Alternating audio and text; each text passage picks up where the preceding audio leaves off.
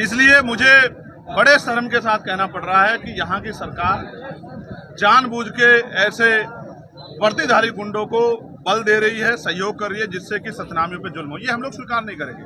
हमने तय करने के आदेश दिए गए। उस कमेटी की जांच का जे भी पूरा नहीं हुआ, उससे पहले ही बड़े पैमाने पे निर्दोष लोगों को गिरफ्तार किया गया, जेल भेज दिया गया।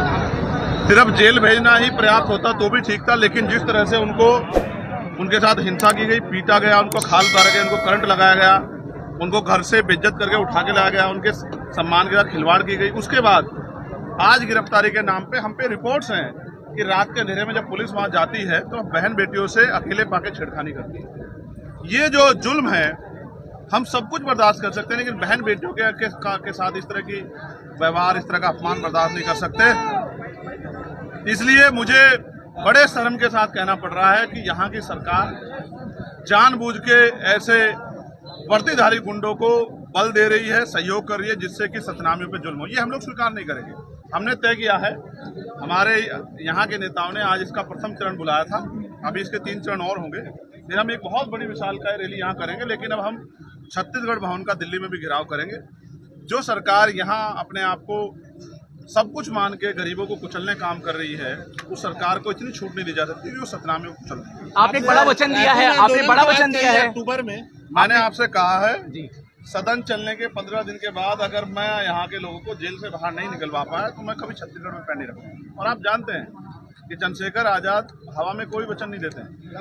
मैं इन भाइयों की लड़ाई लड़ूंगा। आज हमारे लोग जेल में हैं निर्दोष होते हुए।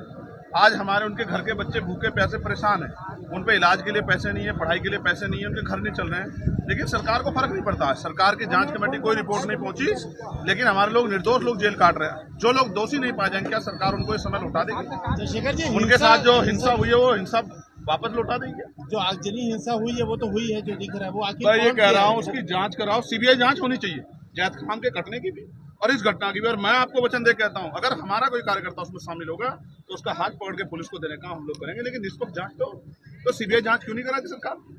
मुख्यमंत्री क्यों नहीं करा? उनके हाथ में सेंटर में उनकी कराओ जांच।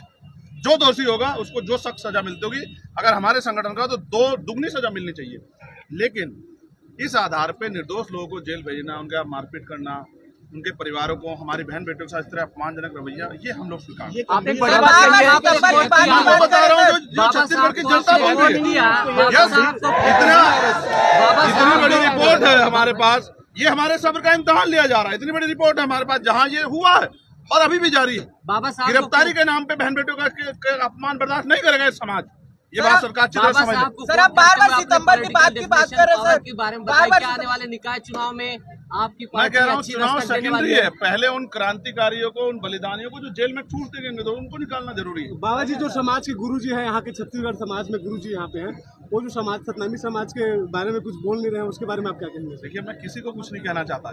देखो कहते हैं ना, जो जिसको दर्द होगा वो जिम्मेदारी अदा करेगा। सामाजिक गुरु मानते हैं सर, सतनामी समाज के लोग गुरु हैं, मैं उनका सम्मान करता हूँ, लेकिन आज समाज पे मुसीबत आन पड़ी है। आज समाज के नौजवानों को कुचला जा रहा है, आवाज उठाने वालों को जबरदस्ती बंद किया जा रहा है। और जो लोग इस देखिए प्रोग्राम कराए, लाखों लोग हैं, उस प्रोग्राम कराने वाले लोगों पे जिस तरह से उनके दमन, उनको डराने का काम किया जाए, ये स्वीकार नहीं किया लोकतंत्र में। इतना डर गई सरकार सतनामी से, ये गुंडागर्दी राज नहीं चलेगा। विधायक देवेंद्र यादव की भी गिरफ्तारी और न्यायिक डिमांड लगातार बढ़ती जा रही है, उसके लिए मैं फिर आपसे कह रहा हूँ, इसकी सीबीआई जांच करा दी, इसमें जो भी दोषी उस पर कार्रवाई। हमें पता लगना चाहिए किसने आगजनी की, किसने जैद काम काटा, हमें उसके पीछे कारण क्या था, ये सब चीजें जनता के सामने आनी चाहिए। सितंबर में बड़ा आंदोलन किस तरह से होने जा रहा है? क्या आंदोलन? सितंबर में नहीं होगा, अक्टूबर में होगा। 11 सितंबर आपने कहा। 11 सितंबर में दिल्ली में है। जी, दिल्ली में है। हम लोग, पूरे देश के लोग हमारे आएंगे, हम सबको बताएंगे किस तरह का जुल्म हो रहा है वहाँ। मैं सरकार से कहना चाहता हूँ, मेरी सरकार से मांग है कि वो निर्दोष लोगों को रिहा करे और इसकी सीबीआई जांच कराए। जो भी इसमें दोषी, उस पर कठोर कार्रवाई करे। मैं सरकार के, जब वो दोषियों पे कार्रवाई करेगी तो मैं सरकार से कोई सवाल नहीं करूँगा। आंदोलन होगा? आंदोलन तो होगा, आंदोलन तो हमारे संवैधानिक अधिकार है और ऐसा आंदोलन होगा सरकार को। धन्यवाद।